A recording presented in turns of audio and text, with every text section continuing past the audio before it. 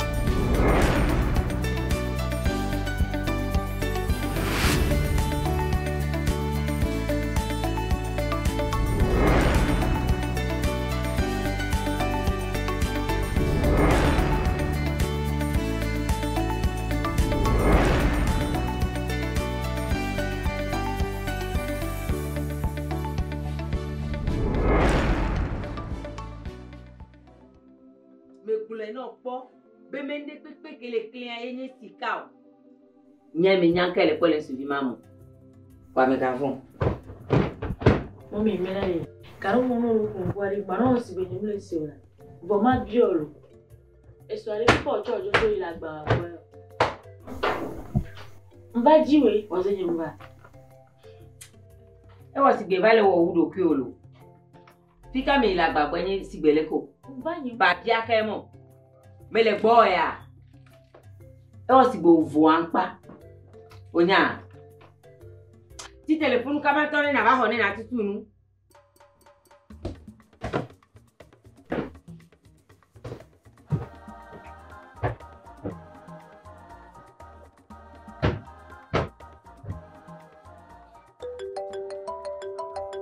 fo fa mami fo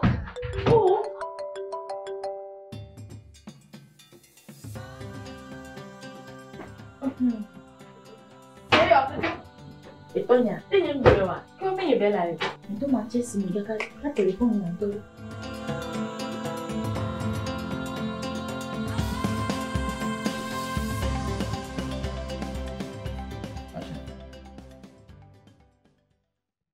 Kakana kwebea. Nyemnya enuko ba poto lewole. Togbe fuse ni boka kana ebe. Wuso ni togbe bini. Nuke togbe won lati wona o. Nuke togbe won lati na o.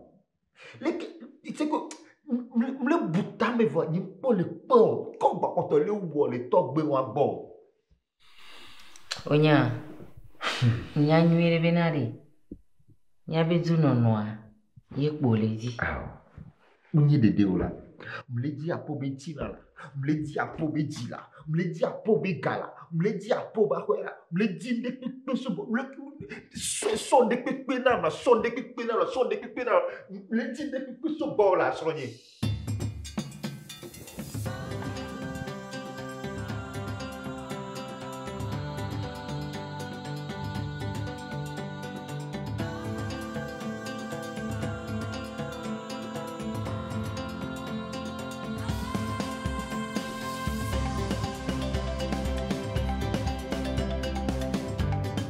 Ben entro le poso ni de ke ndava joro azomo ajo le nu wa fin yo mi ni ma gbanu nu podi yo mo lo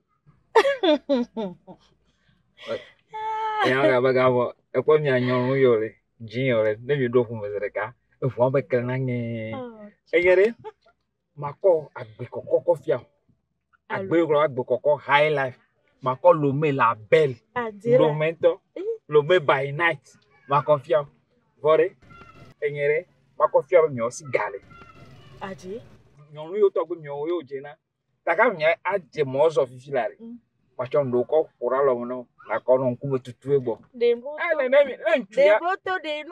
broto o me yo mo to ga be ya nka e ga ko ma ko iwe ele ana le ke yo o to na ko iko da po si ne mi do ina ne po piota Abe aje pio ta me ga yana ho garasi afia freshi ngomu. Ye me ga yi mo kono. Tonye. Hola. Oh. Oh. Oyare he. Oyare ewenyi nwa. Ni mable. Wo lele. Mi o me ha na do. Ma ko lo me to ko fia. Lo me la belle. Agbe koko high life. Oyare. Lo me by night. Ewenyi nwa. Micho. Nele nye me ha dore. Evo. Oh. Micho. Ne kem ye ko lo. Micho qui va doudou. Aïe, oui. Ok, ma quoi de vie pour pleurer. N'y ma bleu. Oh. Eh. Vale, to chane kia. Be ga bo la. Enyenye no a. Enyenye no a. Sani. Yeah. What my mother? Oh. Where's one? Over. A come back with every year. Tonye. Mark one dollar. Yeah. Eh. Ajena babalo.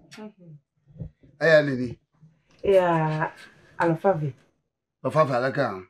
Oh la. A code de having so much moment do on you know. Oh, pole wa do pa. Oh, aya do. Yo do. Ye balaka. Alfavi la. Ana alfa ka blaton. Oh. Ya ya de boni bukini ya chana. E wa sa to e to fo na ye. Utonya wanchi va gwajo no 3 metre mema. Okay. Vonya. Un téléphone anti le tomba. Nkado. To sa mbali to sa. Oh, no tira. Mede ba alfa fa. Mama alfa ka blaton e vo. Alfavi akura avoir un. Va no fila. Jo no te mo jo gbona ke mi da gbona. Ah, vo mo no te vo bona. Un téléphone à des types on va tout ça mission tout ça. Oh, ok.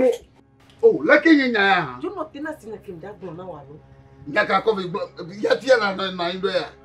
Nneji on to ça. So do kunye so pe téléphone na wa Alfavi. Tani mo ka lo fa ba kwa E wa. fo ti wo de pe ko ji la wa we ku dom la to mva for line. Nyao. Eliji ka. Telefone ya ko be kwa. Alo fa ba. Ta wo to ha la ba. To ça me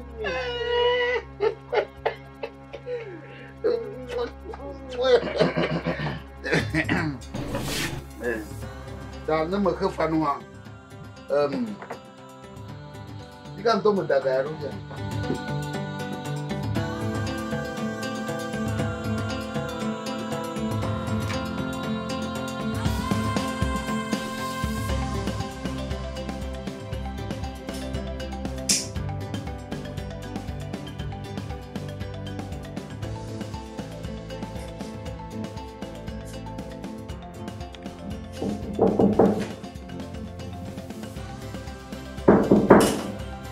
Dijeron,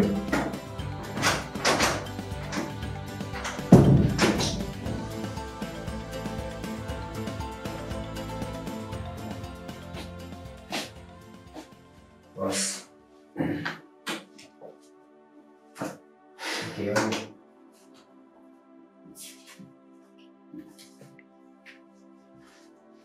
on a pas mis les filles au milieu. Fiquei de joio. Ye magudu funa masa. Yamu yomi ali magudu. Jato ali bisa oke yamu yomi na. Asa mabiyo. Bos na ki kazi. Kiki yomi ya bedo amre to jero. Demi ke ka goba. Nous il est un gros le temps médio. Et qui ne devait pas mon vacha. Et mi go a capiller la bonne main et c'est comme. Nous quel job.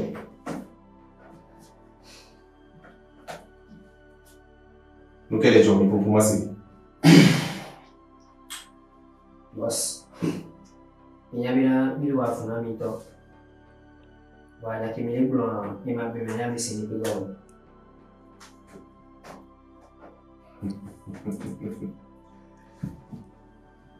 Il y a que le premier c'est le comment. Ok. Il y a ces comme il y a ce petit a. Les mi domme boba. Il n'y a pas ça le peu. Bella, il est ça mon papa. Vous voulez qu'on le vieux, il y a un vieux, c'est le moi. Bébé de moi. Et dire pourquoi le pompo. Mais quand le vieux, il y a c'est où? Boss. Mais c'est un blanc.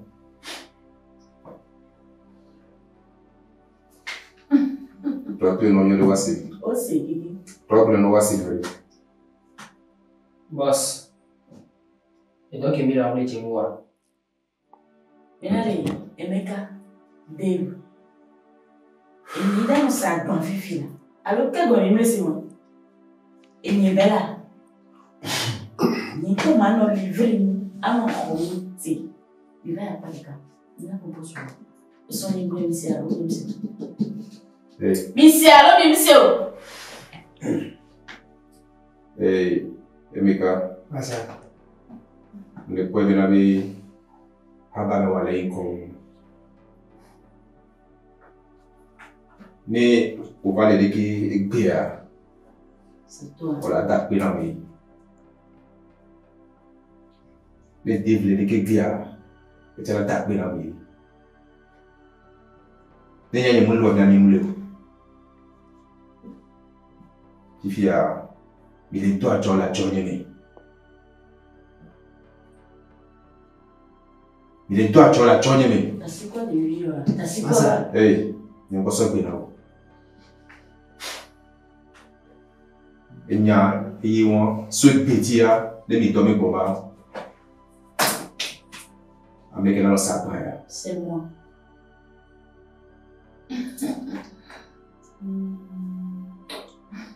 Ok, je vais jouer.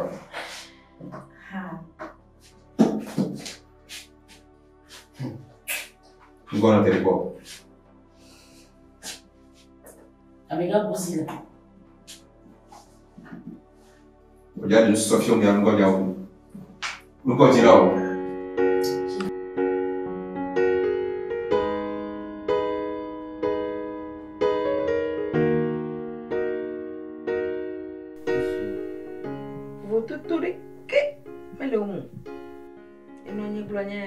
Buke ko cho gberegbe yemi ko wa pata ole de ke me lo ta lo mu ya ka mo de den so yin ya ka mi hon vi o yin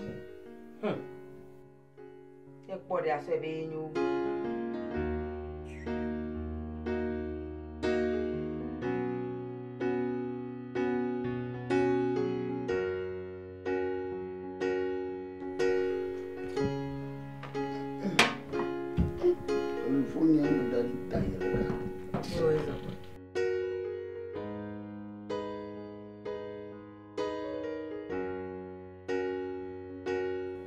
raison.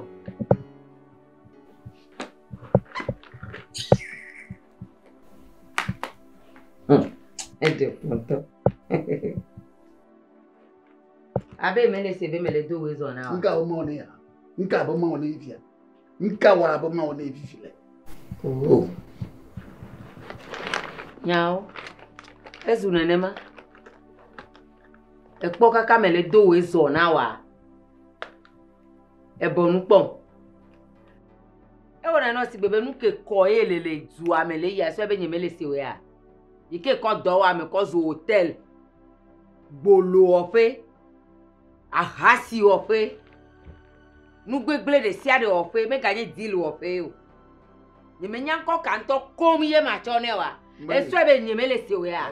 Aola. Ya yi kaka gbo nyeleke. Mbrade. Enye glomala. Amekele megbedo me na wa yi. Nyawo se ba yin. Amekele megbedo me na wa yi. Nyawo se ba yin. Ponye vo leke. Bedo we zo na wa. E zero dui. Enu nyo no. Do zo na. Egba pia do zo na me. Egba atra do zo na ma. Ekpo de han da. Eva nkwi me ko ma ba ni. Eva kwe ma ba kese su ko de la fede ma. Bonda ban la kamedi ha. Bonda Sube nye yo. Bonda ban la. Nuka esi sube nye. Enu de ka o nuka esi sube nye. No chamado. Nuka esi sube nye. Achamado me la no dona no yi. Ntu gbolo. Eteto fi shafi kli. O shijago. O nyaga. Ntu ba gbolo ayu unyo ntwa. Manya buka won lo. Omenya onye ojanya. Omenya onye ojanya. Ntu asha ho, enunekpe. Ahora. O do wa me ya close hotel ko avo. Ntu ba shawa ayu nyonto. Nyonto. Ya kan to ko ezi la glo. Manya, mata de nyonwa mo wi de ke brave. E de over mi anya be de over. Menye ma o e don to ya ne po ade. Shimpe. We e ju bele ka bo. O pompo do mi. O shijego. Aju anyaga. Fi ale fi ado kuma fun alaba corona ate no jo baba su ate no jo gonorrhea ate no jo ate ho sida fa ate ho do pang fa de mo fon je na me chile pa de mo na kule la yima be do le kuya de le nchi o kore chile pa we a syphilis ele gbo ese me alo syphilis ele gbo figa de vie ari va bien e ele ngoti nyeme. Akwacha jina diwa. Ala ngoti omi. Ne po aso be ndo yin. Cho, enya ko di mi anti mi menya azi o kle na po ka nyu le mo de ya ka mi.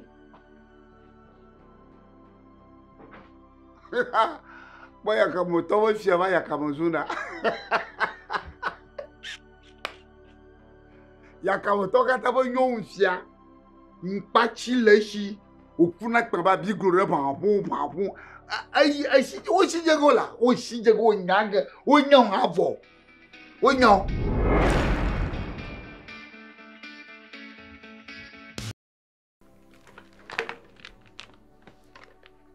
Chingong. Papa. Bella. Chingong ba dumbla ya to admelevia. Chingong ba dumbla ya to.